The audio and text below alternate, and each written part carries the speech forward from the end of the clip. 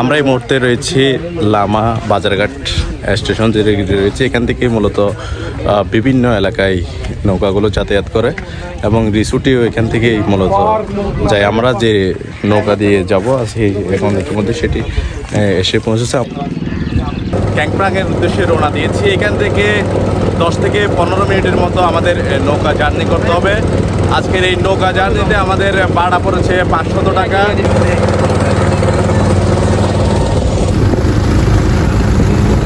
রিসোর্টে যাওয়ার পথে দুই পাশে পাহাড়, মাঝখানে নদী। দৃশ্যটা আপনাদেরকে আমি যদি দেখাতে চাই, অসাধারণ সুন্দর। যদিও বা গত কয়েকদিনের বৃষ্টির কারণে পানি একটু ঘোলাটে রয়েছে, তবুও দৃশ্যটা এখন হচ্ছে কিছুটা মেঘ, দপ্তর রোদ নেই। দৃশ্যটা সত্যি উপভোগ করার মতো।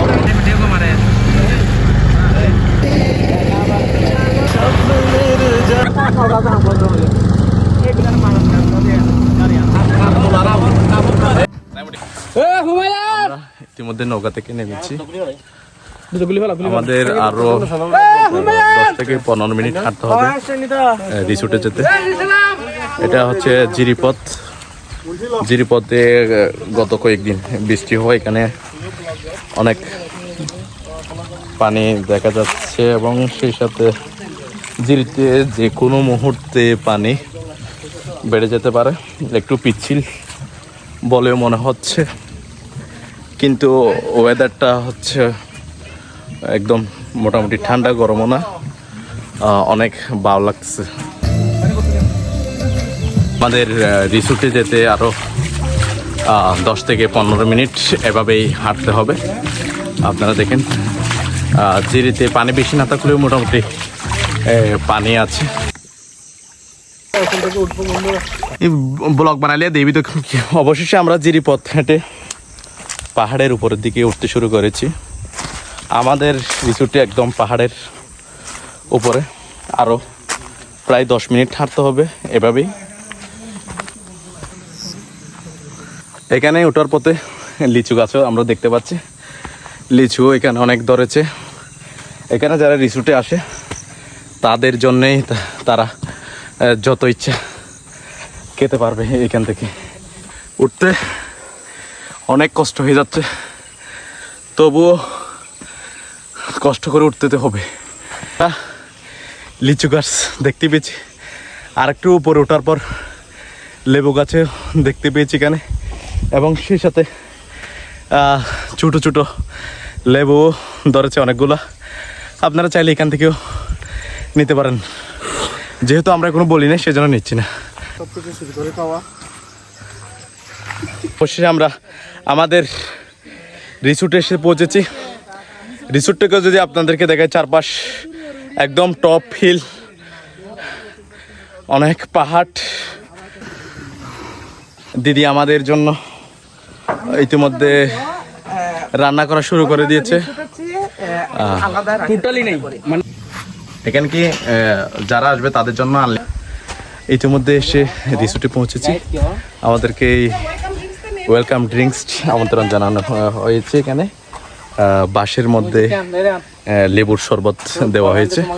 এখানে অর্গানিকভাবে এগুলো সবগুলো এখানে তৈরি করা হয়।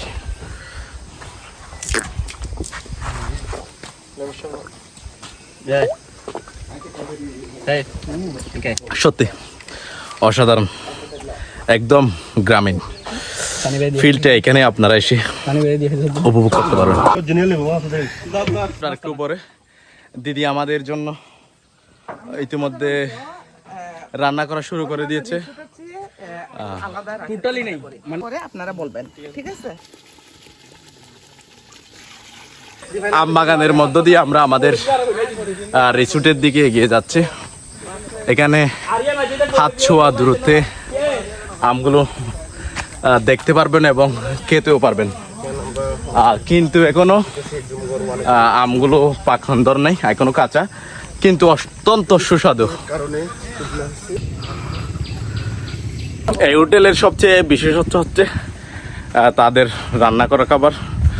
ইতিমধ্যে আপনারা হয়তো দেখেছেন, এবং আমরা এই রিসোর্টের মধ্যে প্রবেশ করেছি ইতিমধ্যে। এখানে 4টি রিসোর্ট রয়েছে, তার মধ্যে আমরা সবচেয়ে বেস্ট যেটা নদী দেখা যায় সেটা নিয়েছি। এবং আরেক পাশে আপনারা দেখতে পাচ্ছেন এই পাশে দূরে যেটা রয়েছে সেটা হচ্ছে সুকিয়াবিলি। এখানে হচ্ছে প্রায় প্রত্যেকটি পাহাড়ে জুমঘর রয়েছে।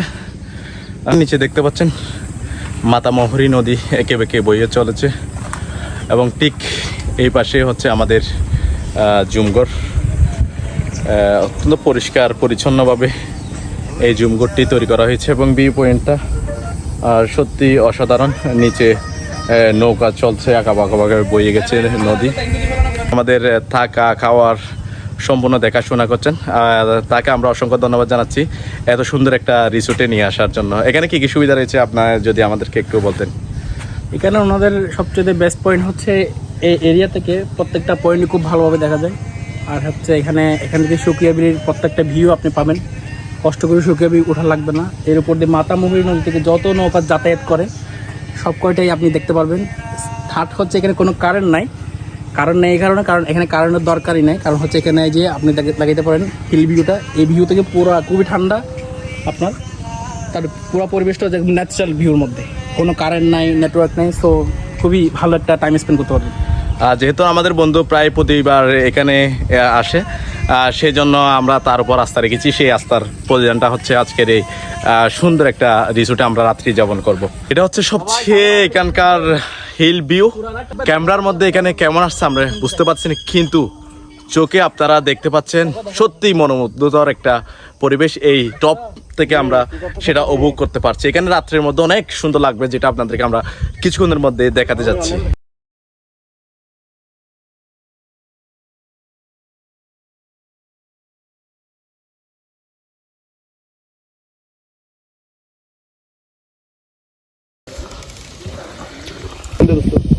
এখন প্রায় 3টা বাজে। আমরা খাওয়া দাওয়া শেষ করে আবারও রওনা দিয়েছি কেঞ্চাপাড়ার উদ্দেশ্যে। ওইখানকার গ্রামীণ সংস্কৃতি, তাদের কিভাবে জীবনযাপন করে সেটা দেখব। বিকল্প পথ হচ্ছে অনেক ঝুঁকিপূর্ণ, তবু আমরা লোকাল হিসেবে সাহস করে নামছি। 20 মিনিটের নৌকা জার্নি শেষে আমরা অবশেষে পৌঁছে গেলাম সাদা পাথরে। এখানে পর্যটকদের একটা সুন্দর স্পটে পরিণত হয়েছে। চারপাশে সবুজ শ্যামল এবং তার পিছনে সাদা এই পাথর।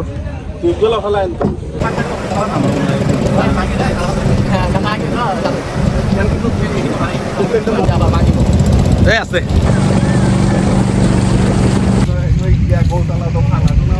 সাদা পাথর ভ্রমণ শেষে ইতিমধ্যে আমরা রাখাইন পল্লীতে এসে পৌঁছেছি। এখানে রাখাইনদের জীবনযাত্রা এবং তাদের যে ট্রেডিশন খাবারগুলো রয়েছে আমরা সেগুলো ট্রাই করার চেষ্টা করব।